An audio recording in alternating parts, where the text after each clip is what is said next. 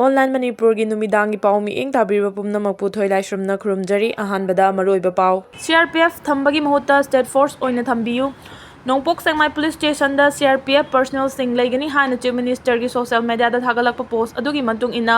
apunba maira paibiluf ampalna Nongpok Sengmai Police Station gi OC da chatuna hangluba matamda CRPF laibagi pau amata phangba laite haina pau khumpiraki masina Nongpok Sengmai gi miyamda jamamnaba ama pohale mamangdagi hauna Nongpok Sengmai da BSF battalion ama laiduna lagli haujik thokliba irang asiga mari leinana ahenba security force thamba tarabasu central force ki mahutta state force oina thambiu haina apunba maira paibiluf ampal amadi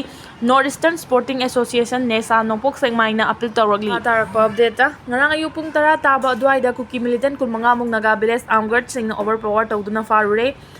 Falengmol village asi fauna Kuki Militant singna chathokasin patrolling toina tawba guard tasilakpa sida naga singna sarakpa kuirabani ngarang su amuk lakpada tan chaduna thengnarubadagi overpower tawduna Kuki Militant sing adu fakhibani Kuki Militant sing khulai surrender tawhanki masana masabu khulngakpa kangbuni UG nate haiba aduda fazana gyan tanaba takpikhi Kuki sing aduda mamangi dumaina fuba chaiba thoidokpa tawkhide matung manaw naga khulda amuk hana changlakpa yaroi karigumba amuka haibe indana changlakpa taragadi madugi afafata daitana sana pujagada bani haibagi sign lauraga thadokre panba yabadi Falemon village asi fauduna chalagani manak nakpa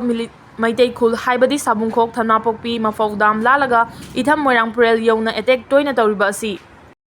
Kanglufani ki marakta buffer zone khaidolibasi lauthokadabani media da aranba pau fonglibasing monitor tawgadabani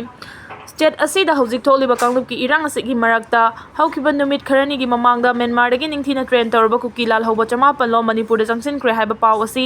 laibak asigi oina mi painingai ni ngamkhai lana changsilagliba miyoi sing asi state asida lairiba maitai singi mathakta I naita ba thabak chathanabagi damakta changsilakpani intelligence ki paw singna kariguma achumba oiba tarabadi Manipur amasung awang nongpokta anauba mawang gi lalong ama chatharaglagani haina sam amasung Arunachal Pradesh ki DGP oina matam sangna thabak tawramba BSF की ex-DG Prakash Singhana national media da phongdokre mahangna makhata na haikibada mamangda Kuki Militant sing drone amasung rocket attack kaya maitai singda chathakiba adunasu lamdam asida thokliba irang asigi anauba masak ama uba phangkre New Delhi na tha 13 chumna chatharagliba irang asigi aroiba amasung tungkoina chatnaba yanaba wakhai ama Puraknabagi damakta akhang hai kya ga punna khana nainari adum oinama kanglup ki irang asi issue khara na maram oiduna yamna aruba fibam ama oiragli mamang chahi 2023 gi May ahom dagi horakhiba irang asi lanai miyoi khara na rajniti gi khudongcha balong na bahona bada pakthok chawthorakhibani Manipur da lairiba Kuki na chingba community asigi marakta nahongna na amata oina laiminahana ba khongthang lokhotpam thoi